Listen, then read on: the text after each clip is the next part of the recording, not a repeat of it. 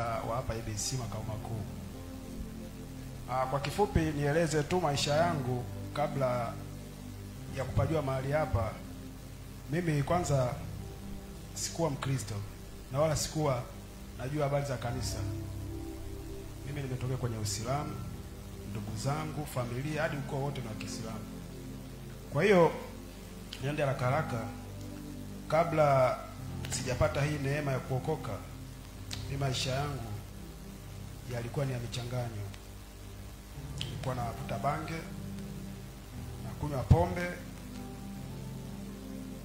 na mambo mengine ajabu, lakini kubwa zaidi bange, pombe, sigara na kununua wale wanawake wanaojiuza.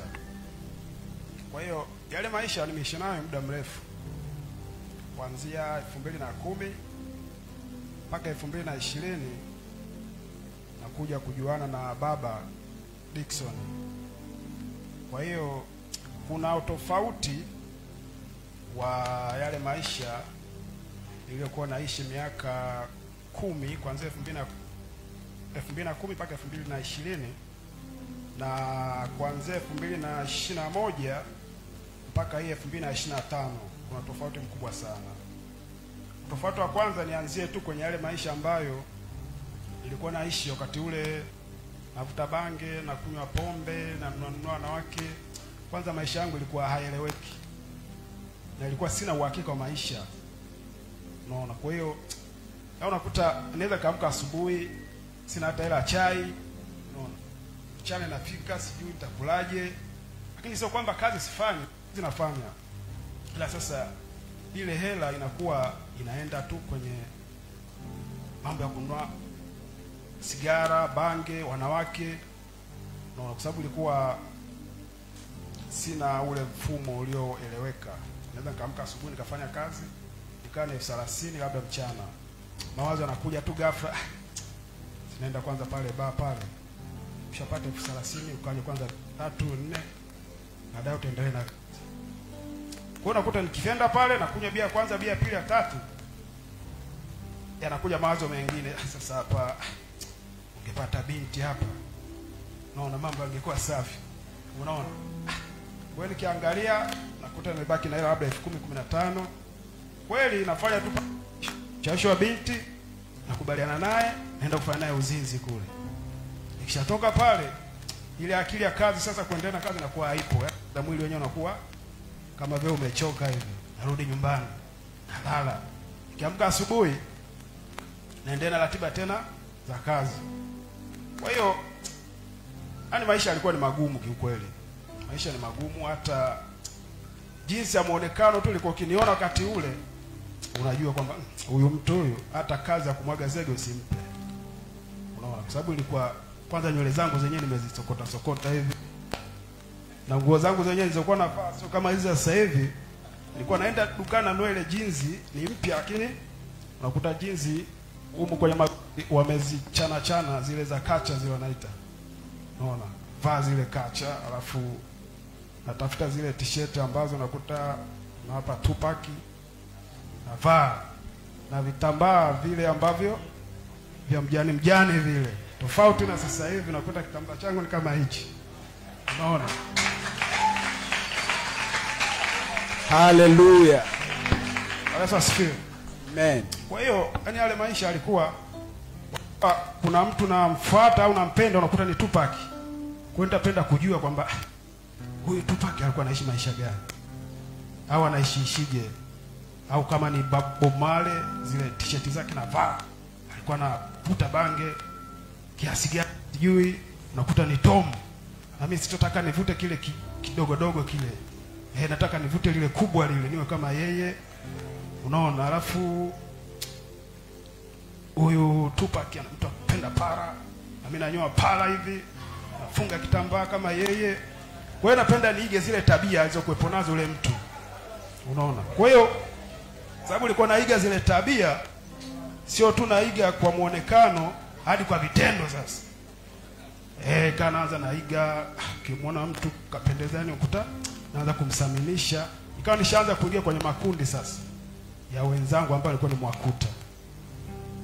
Ampola pochi yake, unaenda kwa unakuta simu mnachukua ile simu, mnaenda huko, mna flash, sijui mnauza, maisha yanaendelea.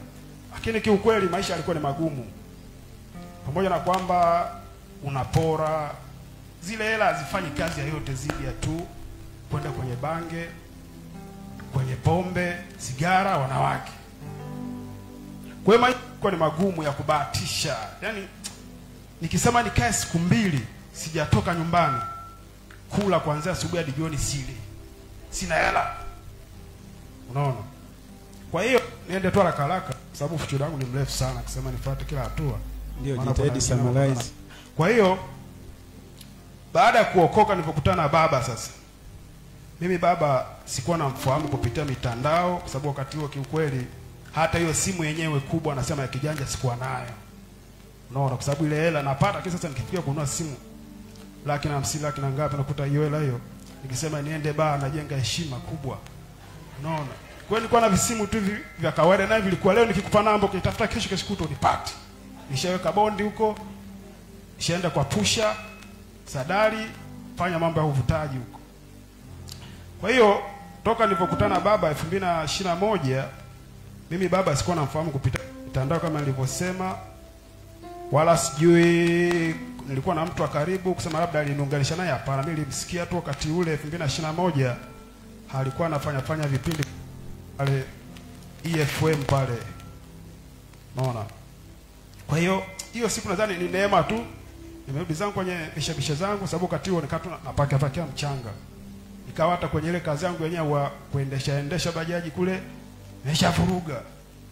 Kwa hiyo uaminifu la kugea chombo kawa umeshapotea. Kwa hiyo nikazamia kwenye mchanga huko. Basi nimerudi zangu nyumbani, nimelala, nimeshakula mabange yangu, nimevuta masigara. Sijui ni nini.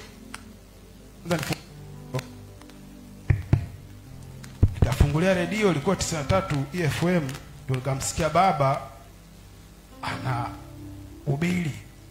Na somo alikuwa na ubili siku ile ni kupitia tabia sugu ambazo vijana wengi zinawatesa.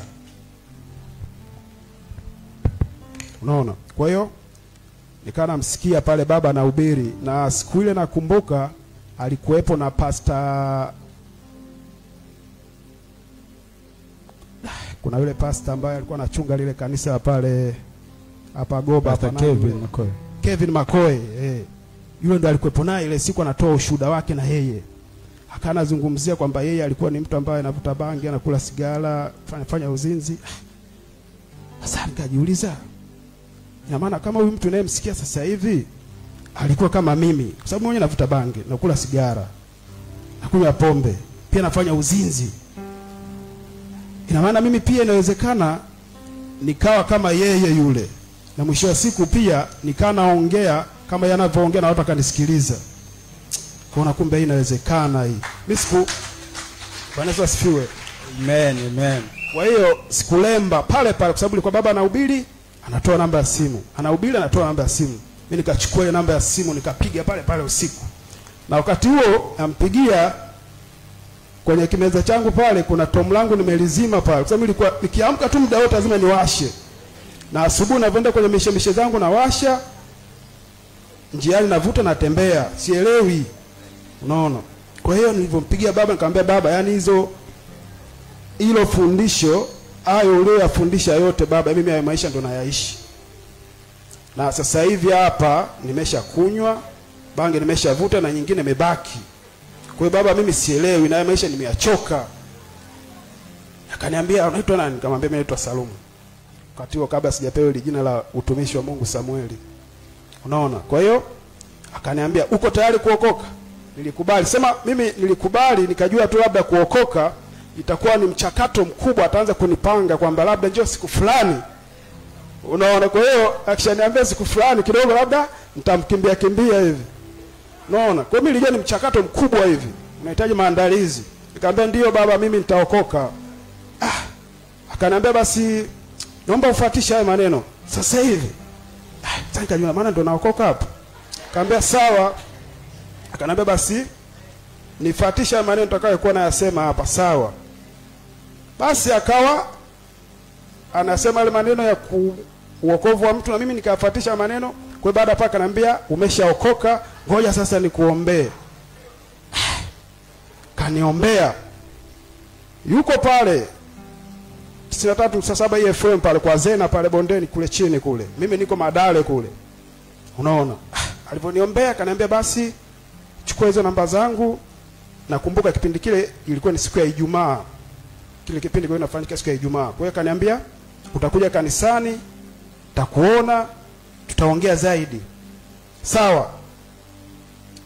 Basi kwa haraka nafupisha jamani, maana muda ni ndio hivyo. Kwa hiyo niongelee tu mafanikio na baada ya kujiunga toka 2021 mpaka sasa hivi. Kwanza, mabadiliko ya kwanza, zile tabia ambazo nilikuwa nazifanya, kuvuta bange sivuti, pombe sinywi, haleluya, sigara sivuti. Lakini kingine kilichoongezeka, kuweza kuyamudu maisha yangu. Mimi mwanzo ilikuwa nikikwambia sina hela, jua kweli sina hela, hata 100 sina. Lakini kwa hii miaka 4 ambayo niko hapa, yani naongea kwa ukweli wa Mungu kabisa, sijawahi kuishiwa hela nikakosa hata buku. Ni hakuna. Haleluya, mshangilie Bwana Yesu. Bwana Yesu asifiwe. Hebu malizia sasa mtumishi wa Mungu. Malizia. Sawa. Kwa hiyo naweza kukwambia sina hela, lakini unakuta kwenye pochi na buku au nyumbani ile akiba ninayo. Kwa hiyo muda wote najisikia na njaa, hela kununua chakula ipo. Na kingine nilichopata faida baada ya kuja hapa, yani nimejuana na watu wakubwa ambao muda mwingine najifikiria mimi mbona mtu wa kawaida sana, hata elimu yenyewe sina, nimeisha tu darasa 7. Inakuaje mimi ninafahamiana na mtu ambaye amesoma sijui form 6 chuo sijui na ngazi zingine za elimu? Yaani anakuwa ni mtu wangu wa karibu. Na muda mwingine unakuta kabisa ananipigia simu. Kwa mfano baba mimi ana namba yangu ya simu.